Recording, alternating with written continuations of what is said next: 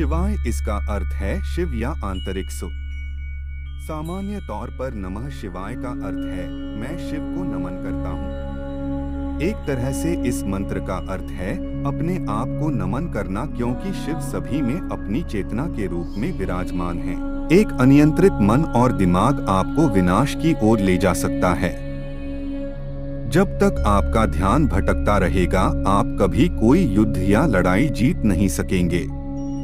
ऐसे में यह बहुत जरूरी है कि आप अपने दिमाग और दिल को अपने लक्ष्य की ओर ही केंद्रित रखें और इसे कभी भटकने न दें। आपका घमंड कभी कभी आपके लक्ष्यों को हासिल करने और आपके सपनों के चूर-चूर होने की वजह में तब्दील हो सकता है। कहते हैं कि भगवान शिव अगर हाथ में त्रिशूल लेकर चलते थे तो इसका मकसद था कि वह अपने घमंड को काबू में रख सकें। उन्होंने न तो कभी अपने घमंड को अपने ऊपर हावी होने दिया और न ही किसी के घमंड को बर्दाश्त किया। भगवान शिव को अर्धनारीश्वर भी कहते हैं, जिसमें उनका आधा हिस्सा उनकी पत्नी पार्वती का है। उन्होंने हमेशा पार्वती को सम्मान के साथ रखा और उनका हमेशा ध्यान रखा। पार्वती उनकी शक्ति थी और उन्होंने हमेशा उन्हें वह महत्व दिया जिसकी वह हकदार थीं। आप भी अपनी जिंदगी में अपनी पत्नी को वही स्थान दे जो भगवान शिव ने पार्वती को दिया था। भगवान शिव को महायोगी भी कहते हैं, क्योंकि वह घंटों तक इस ब्रह्मांड के सुखी रहने के लिए तप किया करते थे। भगवान शिव का यह गुण आपको सिखा सकता है कि अगर आपका दिमाग शांत है तो फिर आप कोई भी लड़ाई जीत सकते हैं।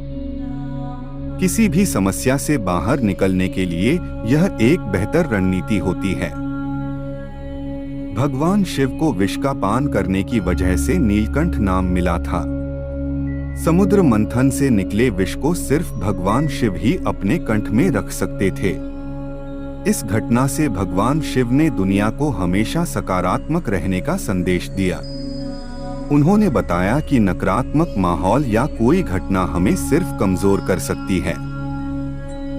आपके भीतर एक ब्रह्मांड रहता है जो खोजे जाने की प्रतीक्षा कर रहा है। अपनी आत्मा के रहस्यों में गहराई से उतरें, अपने कार्यों को अपनी आत्मा की भाषा बोलने दें, दया और करुणा को अपना मार्गदर्शक बनने दें। भगवान शिव हमेशा हर तरह की इच्छाओं से दूर रहे। उन्होंने कभी किसी चीज को हासिल करने का जुनून नहीं रखा। उनसे एक सच आपको सीखने को मिल सकता है कि इच्छाएं हमेशा जुनून की ओर ले जाती हैं और जुनून कभी कभी आपके विनाश की वजह बन सकता है।